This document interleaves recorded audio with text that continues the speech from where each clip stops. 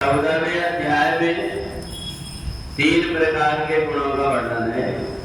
नान्यं गुणेभ्यः कर्तारं यदा दृष्टानुपश्यति गुणेभ्यः परं वेत्ति मद्भावं सोऽधिगच्छति। भगवान कहते हैं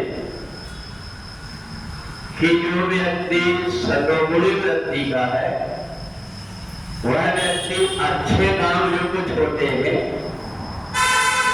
उन सब के अतिरिक्त किसी प्रकार के जितने कार्य है उसमें अपने मन को नहीं लगाता।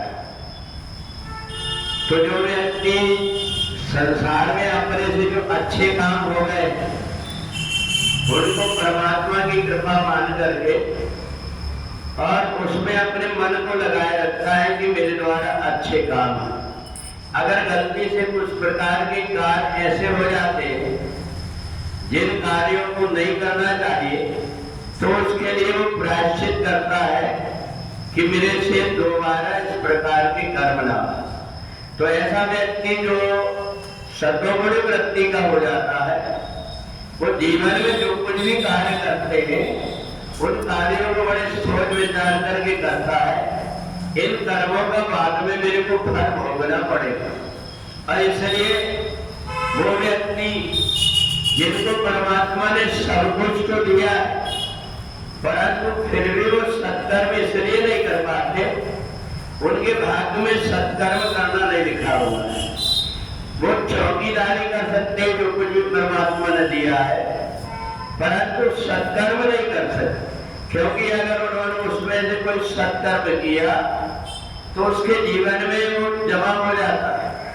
और इसलिए ऐसा व्यक्ति जिसके भाग्य में अच्छे कर्म करने के हैं केवल वो ही अच्छे कर्म को कर पाता है। चाहे परमात्मा की सेवा हो, परमात्मा के दरबार में अपनी हाजिरी लगाना हो, परमात्मा की भक्ति करना हो, सत्संग करना हो, इसमें उसी व्यक्ति का मन लगता है जिसके हृदय के अंदर सतोगुण भरा हुआ है। जब व्यक्ति के अंदर रजोगुण भरा रहता है तो उसको ये लगता है यद्मत् मया लब्धम् इमं प्राप्स्ये मनोरथम्, मेरे पास इतना हो गया, इतना और कहां से आ जाए, इसी सोच में वो बार बार लगा रहता है और अपने जीवन को उसी में लगा कर परमात्मा से दूर हो जाता है। और तमोगुणी व्यक्ति वो है जो अपना ज्यादा समय निद्रा में बिना कार्य किए रहता है। शरीर की क्रियाएं हैं, जब तक के व्यक्ति शरीर के द्वारा कर्म नहीं करता तब तक उसका शरीर में जो भी इंद्रियां उसको मिली हुई है उसमें रहने वाले देवता प्रसन्न नहीं होते।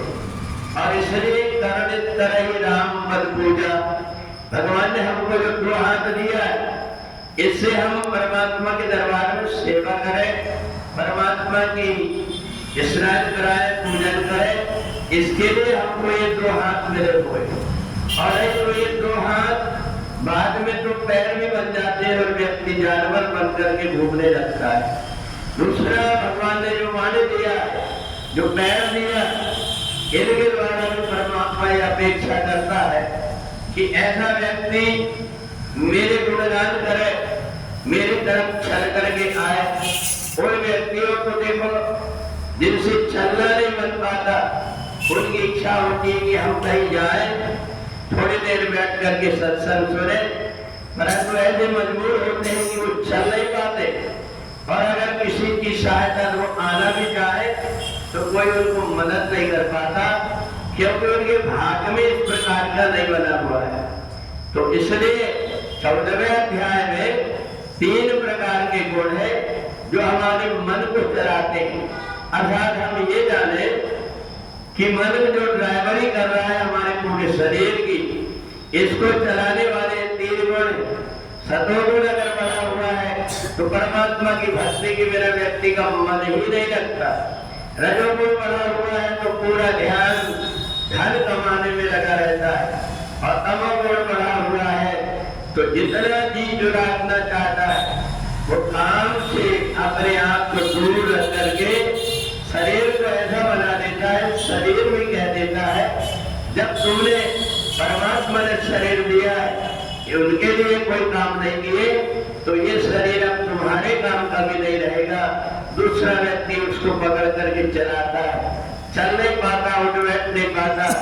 तो इसलिए जब तक के शरीर के अंदर सामर्थ्य है, जो व्यक्ति अच्छे कर्म में लगा रहता है, वास्तव में वही का जीवन सार्थक हो पाता है। बोले वृंदावन बिहारी लाल